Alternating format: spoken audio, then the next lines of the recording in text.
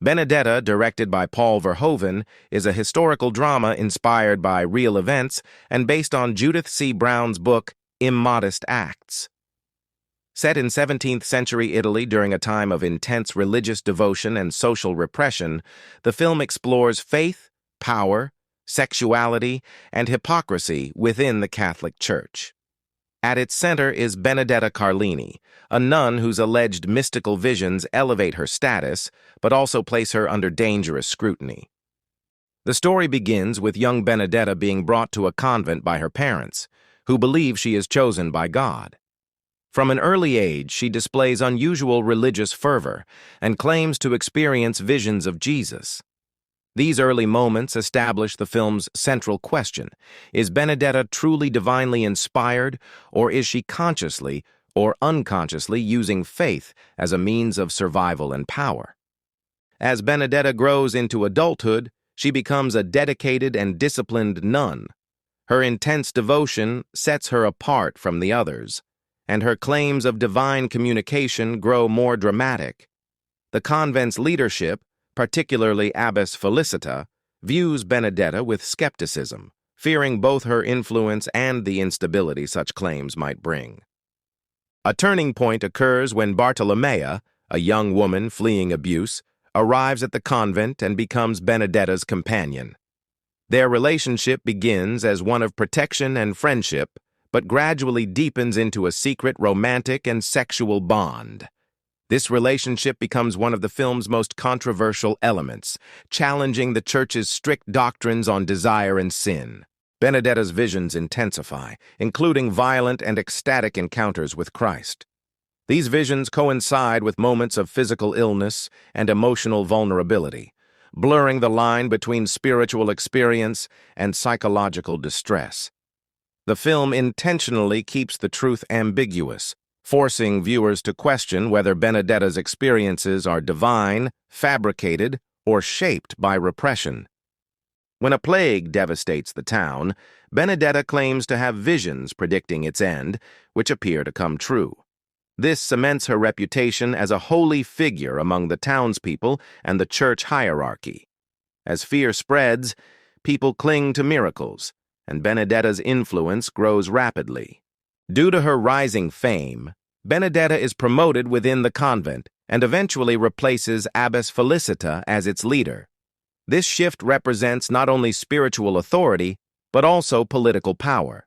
Benedetta now controls the convent's resources, decisions, and public image, illustrating how religion and governance are deeply intertwined. Despite her outward holiness, Benedetta's secret relationship with Bartolomea continues. Bartolomea accuses Benedetta of using religious authority to dominate her emotionally, complicating their bond. Their relationship highlights the imbalance of power even within supposed sanctity, reflecting broader themes of control and exploitation. Suspicion grows when church officials notice inconsistencies in Benedetta's stigmata, wounds resembling those of Christ. A visiting investigator begins examining whether her wounds are genuine miracles or self-inflicted. This investigation introduces a critical external force that threatens to dismantle Benedetta's carefully maintained image. As scrutiny increases, Benedetta's physical and emotional state deteriorates. She oscillates between confidence in her divine mission and moments of fear and desperation. The film portrays her neither as a simple fraud nor as a pure saint, but as a deeply complex individual navigating a system that both empowers and condemns her. Bartolomea eventually confesses their relationship to church authorities, feeling betrayed and marginalized. Her confession becomes a key piece of evidence against Benedetta, shifting the narrative from divine favor to moral corruption. This moment underscores how truth, once revealed, can be weaponized within rigid institutions. Benedetta is put on trial by the church, accused of heresy, sexual immorality, and deception. The trial scenes emphasize the hypocrisy of the church leaders, many of whom are more concerned with reputation and control than genuine faith. Benedetta's earlier miracles are now reinterpreted as manipulation. During the trial, Benedetta maintains that her visions were real, and that her actions were guided by divine will. Whether she truly believes this or is clinging to a constructed identity remains unclear. Her refusal to fully confess becomes both an act of resistance and self-preservation. In the film's climax, Benedetta is publicly stripped of her authority and condemned, while the church reasserts its dominance. Bartolomea, once marginalized, survives by conforming, highlighting how submission often ensures survival in oppressive systems. Benedetta, in contrast, is punished for refusing to fully surrender her narrative. Benedetta ends on an ambiguous note, leaving viewers uncertain about the truth of Benedetta's visions.